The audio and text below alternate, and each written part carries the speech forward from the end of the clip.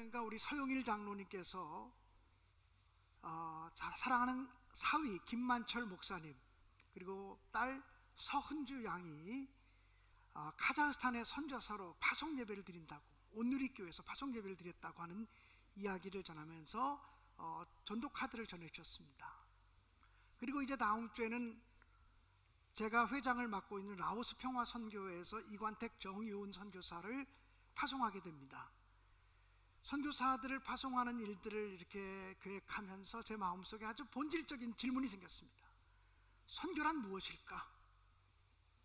선교가 뭐지? 이런 본질적인 질문이었습니다. 여러분, 선교가 뭐라고 생각하십니까?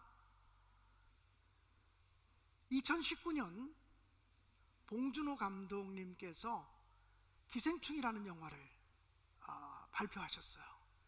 이 기생충이라는 영화가 한국 영화사의 한 획을 긋는 획기적인 영화라고 생각이 되어져요.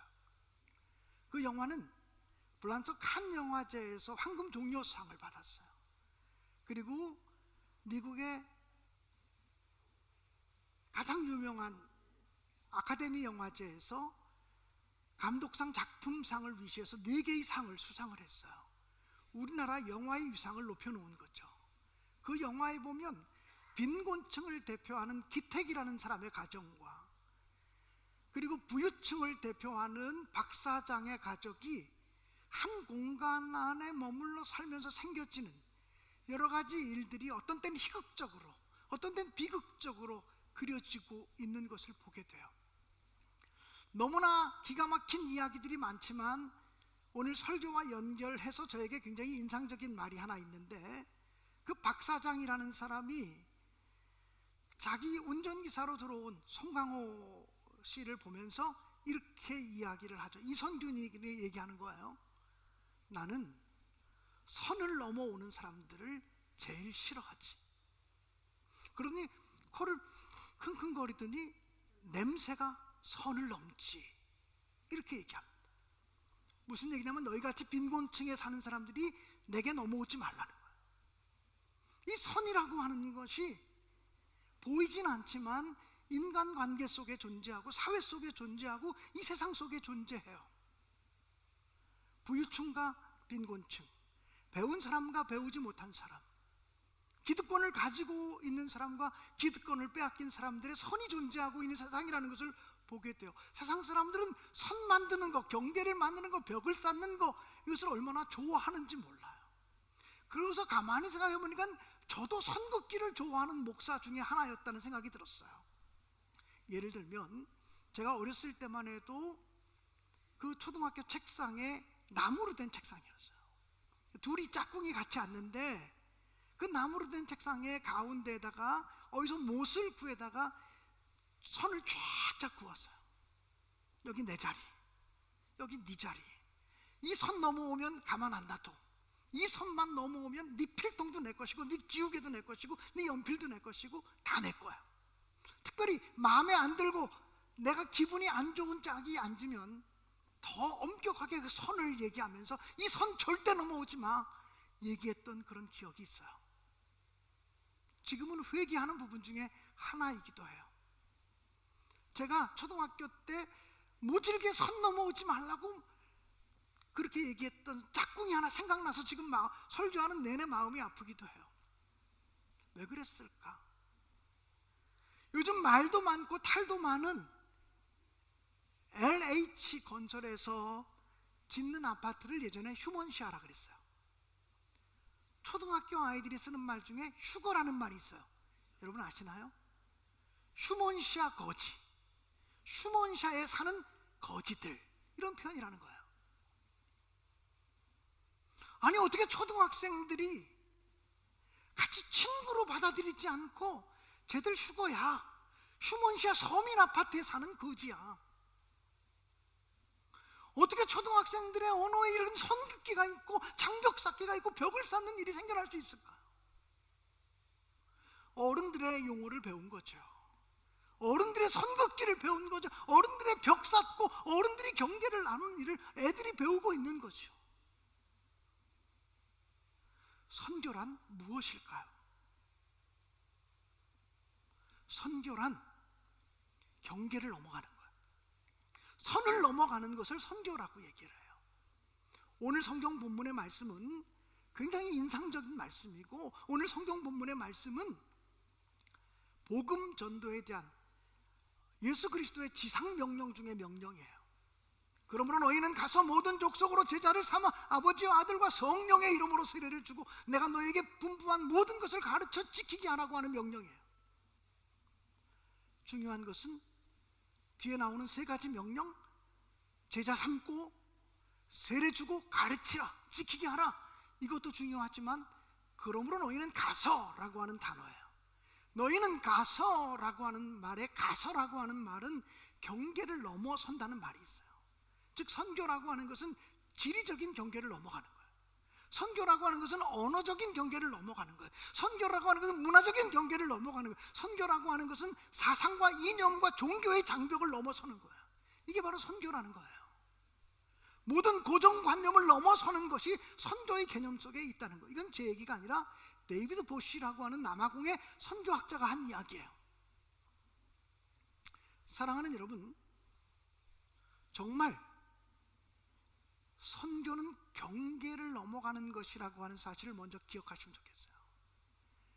예수 그리스도께서는 이 땅에서 공생애의 삶을 사실 때 사마리아 마을을 찾아가셨어요.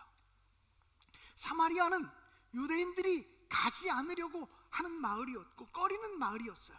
사마리아 사람들을 유대인들은 개처럼 취급했고 이방인 취급했어요. 왜냐하면 북이스라엘로 나라가 나뉘어져 있을 때에 이 사마리아는 북이스라엘의 수도였는데 아시리아에 의해서 멸망당해요.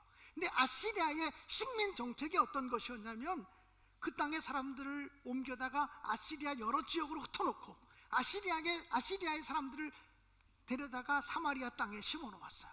그렇게 5년 지나고 10년 지나니까 사마리아 사람과 아시리아 사람들 사이에 결혼이 이루어지게 돼요. 피가 섞였어요. 이스라엘 민족의 순수 혈통이 없어지게 됐어요. 사마리아 사람들 때문에 우리 유대 민족의 혈통이 더럽혀졌다. 저들은 개 같은 사람들이고 이방인 중에 이방인이라고 생각을 했어요. 무시했어요. 근데 예수께서 그 사마리아 성을 찾아가셨어요. 뿐만 아니라 사마리아 우물가에서 그 사마리아 성 중에서도 가장 소외되고 가장 멸시받고 가장 무시받는 사마리아 여인을 만나 주셔요. 그리고 그 여인에게 복음을 이야기하고 생명수에 관해서 말씀을 전해 주시고 예배에 대한 새로운 이해를 그에게 말씀해 주셨죠. 사랑하는 여러분, 사도행전 10장에 보면 예수님의 제자 베드로가 요빠 성에 머물러 있던 적이 있어요. 요빠라고 하는 건 지중해 항구 도시예요. 아주 경치가 좋습니다. 그 요빠에 머물러 있을 때 이 베드로가 기도 시간에 올라가서 기도하고 있었어요. 식사 시간이 가까워져서 허기를 느끼고 시장기를 느끼게 됐어요. 그 순간 환상이 내려와요. 보자기가 내려오는데 네 귀가 이렇게 위에 들려 있어요. 가운데가 이렇게 파져 있겠죠? 그런데 음성이 들려요. 잡아먹으라. 그래서 베드로가 이렇게 보니까 성경에, 즉 구약 성경에 이런 음식 먹어서는 안 된다고 얘기하는 그런 음식들이 가득 차 있어요. 부정하고 정결하지 않은 것들로 가득 차 있어요. 베드로가 얘기해, 주님, 나는 저렇게 더럽고 추하고 속된 것을 먹을 수가 없습니다. 안 먹겠습니다. 환상이 사라져요. 똑같은 환상이 또 들어와요. 또 사라져요. 똑같은 환상이 3번씩이나 나타나요. 그리고 사라져요. 도대체 이게 무슨 말이지? 이 더럽고 추한 것, 이 부정한 것을 왜 나보고 하나님께서 먹으라 그러는 거지? 이게 무슨 환상이지? 환상을 생각하고 있을 때 밖에서 문을 두드리는 소리가 들려요. 백부장 고넬료의 집에서 심부름 온 하인 2사람이 와서 백부장 고넬료께서 자기 주인이 베드로 사도를 모시고 오라는 얘기를 했다는 거예요. 그때 주님의 음성이 들려요. 의심하지 말고 저 사람들과 함께 가라. 내가 저들을 너에게 보냈느니라고 말해요. 그래서 베드로가 백부장 고넬료의 집에 들어가요. 당시 유대인으로서 이방인의 집에 들어가는 것은 불법이었고 할 수 없는 일이었어요. 이게 돌 맞을 만한 일이었어요. 그런데 하나님의 명령으로 알고 백부장 고넬료의 집에, 이방인의 집에 경계를 넘어 들어가요. 벽을 허물며 들어가요. 선을 넘고 들어가요. 그리고 거기서 베드로는 상상치 못한 놀라운 체험을 해요. 오순절 마가의 다락방에서 120명의 성도들이 기도할 때 성령이 강하게 역사하셨는데, 그들에게도, 이방인들에게도, 개처럼 자기들이 무시했던 이방인들에게도 성령이 동일하게 역사하는 것을 경험하고서 성부, 성자와 성령의 이름으로 세례를 베풀죠. 선교라고 하는 것은 하나님이 앞서가는 거예요. 내가 계획하고 내가 주도해서 가는 것에는 하나님이 앞서가시고, 하나님이 앞서가시는 그 선교를 따라가는 것은 언제나 경계를 허물어내고, 그리고 벽을 넘고 선을 넘는 것을 의미해요. 그래서 그 어떤 의미에서 선교는 매우 위험한 것이고 조심스러운 것이기도 해요. 모험이 필요하고 도전이 필요하고 사람들의 손가락질을 받으면서 이겨내는 과정이 필요한 것이죠. 선교의 주체가 내가 되면 안 돼요. 내 가정이 되면 안 돼요. 우리 교회가 되면 안 돼요. 내가 선교하고 우리 교회가 선교하는 것이 아니라 하나님이 선교의 주체, 성삼위일체 하나님이 선교의 주체이시고 우리는 하나님의 선교를 따라가는 거예요. 하나님의 선교에 동참하는 거예요. 소위 말하면 하나님의 선교, 미쇼데이라고 하는 말을 지금 하고 있는 거예요. 여러분, 내가 선교의 주체라고 생각하면 내가 싫은 사람 선교 못해요. 나하고 사상이 다르고 나하고 생각이 다른 사람 절대 선교 못해요. 내가 선교의 주체가 되어지면 일본 사람들이 우리한테 사과하기 전에는 선교할 수 없어라고 얘기하게 돼요. 내가 선교의 주체가 되어지면 공산당들이 회개하기 전에는 절대 선교하지 못해 라고 얘기하게 돼요. 우리와 생각이 다른 사람들은 우리 생각에 동의할 때까지는 나는 선교를 너희들에게 복음을 전할 수 없어 라고 말하게 돼요. 그렇게 되면 복음이 우리 생각, 우리 사상, 우리 주관적인 관념보다 뒤에 서게 되는 거죠. 선교는 우리가 주체가 아니라 하나님이 주체가 되고 하나님이 앞서가시는 거예요. 선교사를 따라서, 선교사 꼬랑지를 따라서 하나님이 따라 들어오는 게 아니에요. 100년 전에 선교사의 꼬투리를 붙들고 하나님이 이 땅에 오신 게 아니란 말이에요. 이미 하나님이 이 땅에 오셔서 먼저 이 땅의 백성들과 함께 울고 있었고 이 땅의 백성들을 긍휼히 여기시고 사랑해 주셨다. 그리고 선교사들이 와서 하나님의 선교에 동참한 것이라고. 이관택 선교사와 정의훈 선교사가, 그리고 지난주에는 우리 서용일 장로님의 사위되는 김만철 목사와 서은주 사모가 선교사로 파송받은 예배를 드렸지만, 이분들을 따라서 하나님이 저 사람들의 꼬랑지를 붙잡고 옷을 붙잡고 라오스 땅에 가는 게 아니란 말이에요. 이미 라오스 땅에 사랑으로 그것을 섬기고 있고 그것을 바라보고 있는 하나님의 선교에 동참하는 거란 말이죠. 그러므로 선교라고 하는 것은 한 영혼을 구원해서 천국 백성 만드는 예수 그리스도의 복음 사역에 동참하는, 그것이 바로 선교가 되어지고, 하나님의 성품인 정의를 이루고 평화를 이루고 인자와 자비를 이루는 일에 동참하는 것이 하나님의 선교가 되어질 수 있어요. 이 땅에 억압이 있고 불평등이 있는 곳에 하나님을 대신해서 불평등을 해치고 차별을 해치고, 그리고 모든 평화를 만드는, 평화를 심는 일을 위해서 일하는 사람들이 선교사가 되는 거예요. 불의가 난무한 세상에서, 진리가 억압받는 세상에서 진리를 위해서 일하고 불의를 헤쳐내는 일들을 위해서 일하는 사람들이 평화의 선교사가 되어줄 수 있다라고 하는 말이에요. 그렇게 보면 이제 우리의 자리에서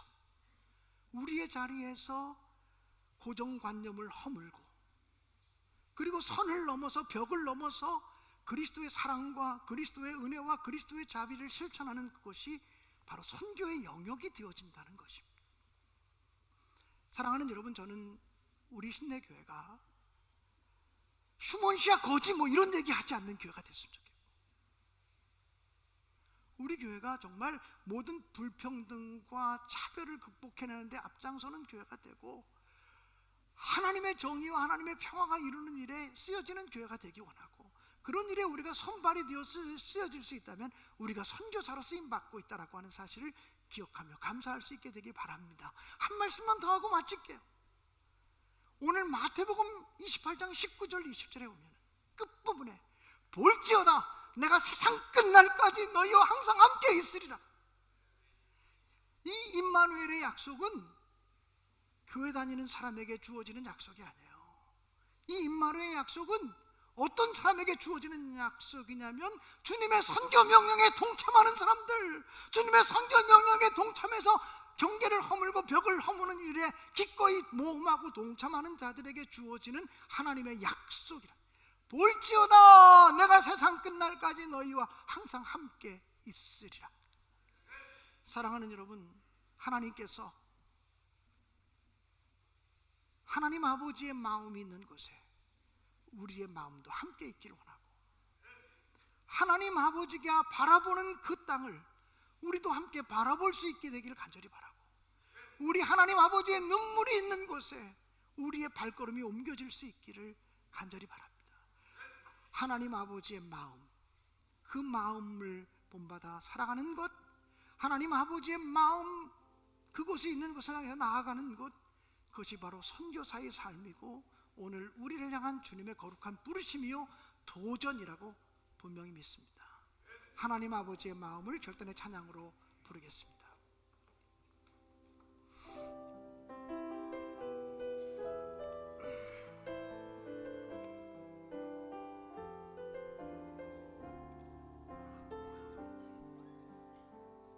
아버지, 당신의 마음이 있는 곳에 나의 마음이 있기를 원해요.